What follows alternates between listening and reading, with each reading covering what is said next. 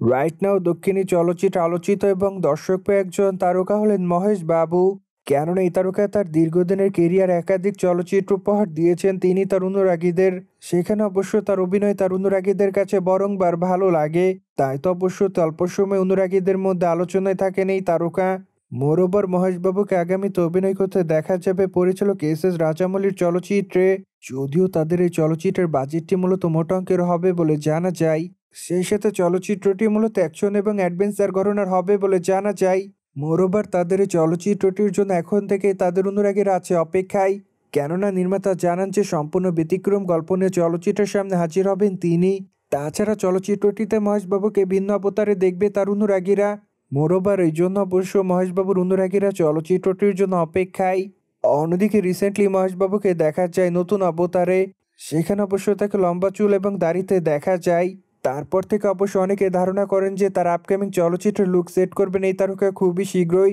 সেই ধারাবাহিকতায় খুবই তাড়াতাড়ি মহেশবাবু তার নতুন চলচ্চিত্রের ঘোষণা দিবেন।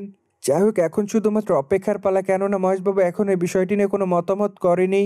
অন্যদিকে রিসেন্টলি এক ঘনিষ্ঠ সূত্রের মাধ্যমে জানা যায় যে তেলুগু তারকা মহেশবাবু এবং পরিচালক এস রাজামৌলি যে চলচ্চিত্রটি নির্মাণ করবেন সেটির অবশ্য গল্প লেখার কাজ এরই মধ্যে শেষ করা হয়েছে। তার মানে তো এটুকু ধারণা করা যায় যে খুবই শীঘ্রই চলচ্চিত্রের ঘোষণা দেওয়া হবে। সুতরাং যাই হোক, আপাতত মহেশবাবুর অনুরাগের এই খবরটি জানার জন্য অপেক্ষায় রয়েছে।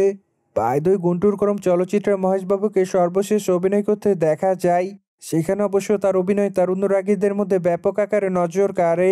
মোরওভার চলচ্চিত্রটিতে তার বিপরীতে অবশ্য প্রথমবারের মতো অভিনেত্রী শ্রীলীলাকে দেখা যায়। সেখানে অবশ্য তাদের দুজনের কেমিস্ট্রি তাদের অনুরাগীদের মধ্যে বরংবার নজর কাড়ে। তাই তো অবশ্য আবার অনুরাগীরা তাদেরকে চলচ্চিত্রের পর্দায় একসঙ্গে দেখতে চায় বলে জানা যায়।